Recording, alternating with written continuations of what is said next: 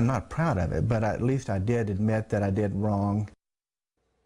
For the first time in North Georgia, a doctor who's admitted sexually abusing several patients is speaking about what he did and why he still has his license. Now, earlier in this newscast, we showed you how our news partners at the Atlanta Journal-Constitution have exposed a nationwide problem. Doctors with patterns of sexual misconduct allowed to keep practicing medicine.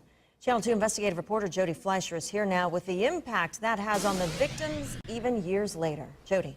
Wendy, it certainly wasn't easy for these three women to tell their stories publicly, but all of them still want the truth to be known. Their doctor, whom they trusted for years, sexually assaulted each of them during an exam. They say the fact that he's still allowed to see patients sends the wrong message to the community. He says he's paid for his crimes.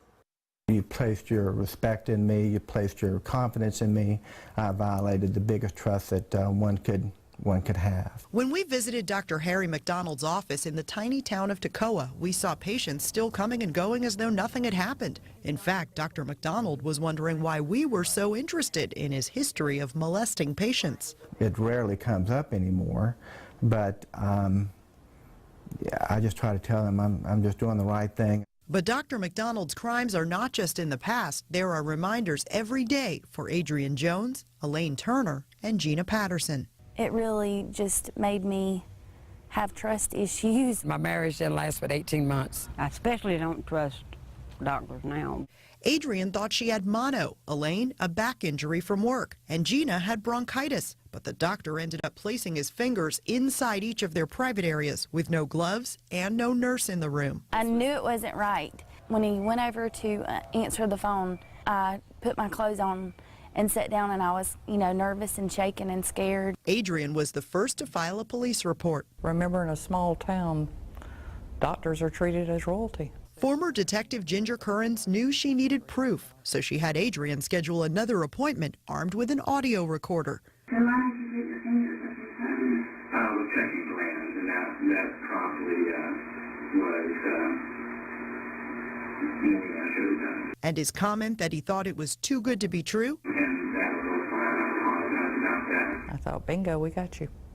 After McDonald's arrest, the detective says she heard from as many as 20 women. Many had similar stories, but even after hearing from 4 victims, the jury could not reach a decision. The women say they've each faced years of questions, ridicule, and blame. I went to the doctor's office in t-shirt and sweatpants. I was not wearing makeup. I was not sexy. Everybody was like, well, what are you getting out of it? Absolutely nothing. Instead of facing a second trial, McDonald pleaded guilty to simple battery and obstruction. Prosecutor Rick Bridgman wanted him to surrender his license, but he refused. It was one of those sticking points that we were unable to reach agreement on, and we left it in the hands of the medical board. Elaine says that's not good enough. I don't think he should be a doctor anymore. I think that should be his punishment. Instead, she still has family members who use him. I guess people probably do think that because he still practices that he didn't do it. Georgia's medical board now requires McDonald to have a chaperone with female patients and wear gloves during exams. He got a slap on the wrist. The former detective says the disciplinary board should not be made up of just doctors. These women deserve better. Records show McDonald told the board he had sexual relationships with multiple patients. Yeah, I'm not proud of it, but at least I did admit that I did wrong. Why molest patients that trusted you? I wish I had a great answer for that, but I don't. He says he's grateful the medical board gave him a second chance. There is no way to understand the sense of grief and guilt that I carry upon myself. Adrian is still glad she came forward to keep other women from becoming victims. I did it because I didn't want him to continue doing it. I knew it needed to stop. Several of the women had been going to Dr. McDonald for years and think he picked them because he thought they'd keep quiet. He says because he was in his own practice and had loyal, forgiving patients, he was able to stay in business, but he can no longer accept insurance because the providers all fired him. And Jody, must be difficult for those women to still be in that community. It is, especially since he also practices at the only hospital in town. Even the former detective told me that she was afraid to go there in an emergency. Dr. McDonald says he's done everything the medical board has asked him to do.